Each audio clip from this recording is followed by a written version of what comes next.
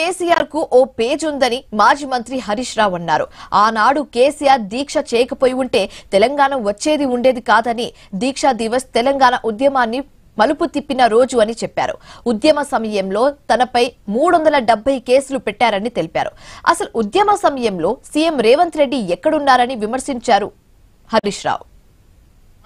Presidential years అని భారతదేశ రాష్ట్రపతి ప్రణబ్ ముఖర్జీ ఒక పుస్తకం రాశాడు. ఎందుకంటే తెలంగాణ మీద ప్రణబ్ ముఖర్జీ కమిటీ వేసింది ఆనాటి యూపీఏ ప్రభుత్వం, సంప్రదింపులు చేసింది ఆనాడు ప్రణబ్ ముఖర్జీ, తెలంగాణ బిల్లు మీద సంతకం పెట్టింది ప్రణబ్ ముఖర్జీ, రాష్ట్రపతిగా గెజిట్ పబ్లిష్ చేసింది ప్రణబ్ ముఖర్జీ.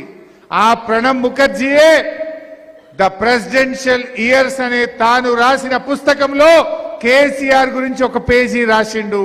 ఒక నాయకుడు కలలు గన్నడు, పోరాటం చేసిండు, తన జీవిత కాలములో తన లక్ష్యాన్ని ముద్దాడిన గొప్ప నాయకుడు కేసీఆర్. అయ్యా రేవంత్ రెడ్డి, అసలు తెలంగాణ ఉద్యమంలో నీ మీద ఒక్క కేసు ఉన్నదా? ఒక్క కేసు? మా మీద వందల కొద్ది కేసులున్నాయి, 370 కేసులున్నాయి నా మీద. నీ మీద ఒక్క కేసు ఉన్నదా? నువ్వు ఒక్కనాడన్న తెలంగాణ కోసం రాజీనామా చేసినావా రేవంత్ రెడ్డి? రైలు రోకో చేసినావా నీ ముఖానికి?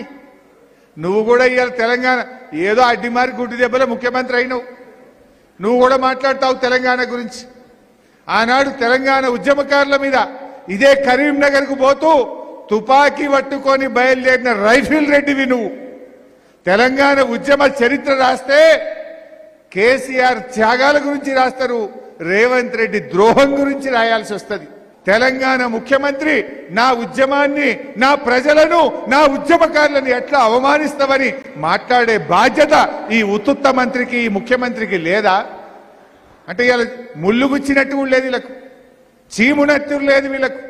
తెలంగాణ ఉద్యమాన్ని ఆంధ్రప్రదేశ్ ట్రిబ్యునల్ ముందు అవమానిస్తుంటే, మన నీళ్లు దోచుకపోయే ప్రయత్నం చేస్తుంటే ఇలా నోరు కూడా మెదపకుండా పడి ఉన్నారు వీళ్ళు.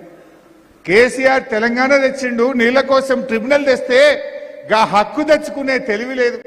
ఆంధ్రప్రదేశ్కు నీళ్లు ఎట్లా కొల్లగొడదామని చంద్రబాబు చూస్తుండు. రేవంత్ ఏం చేస్తుండు? రేవంత్ రెడ్డి అదేందో పెట్టిండు, గ్లోబల్ సమ్మిట్ అట పెట్టిండు. ఏందా సమ్మిట్? మనము కేసీఆర్ గారు ప్రభుత్వం ఫార్మాసిటీకి 13,000 ఎకరాలు సేకరించి పెట్టిండు. ఆ 13,000 ఎకరాలు బడా బడా కంపెనీలకు ఎట్లా అమ్ముకుందామనే పనిలో రేవంత్ రెడ్డి బిజీ ఉన్నాడు. తన అనుయాయులకు ఎట్లా కట్టబెట్టాలనో ఆయన బిజీగా ఉన్నాడు. ఆ ఉత్తుత్త మంత్రి ఏమో సీమగుట్టినట్టు లేదు ఆయనకు. రేవంత్ రెడ్డి ఏమో గ్లోబల్ సమ్మిట్ తోని భూములు అమ్ముకోవాలి, తన అనుయాయులకు కట్టబెట్టే పనిలో ఆయన ఉంటే, చంద్రబాబు ఏమో నీళ్లు కొల్లగొట్టే పనిలో చంద్రబాబు ఉన్నాడు.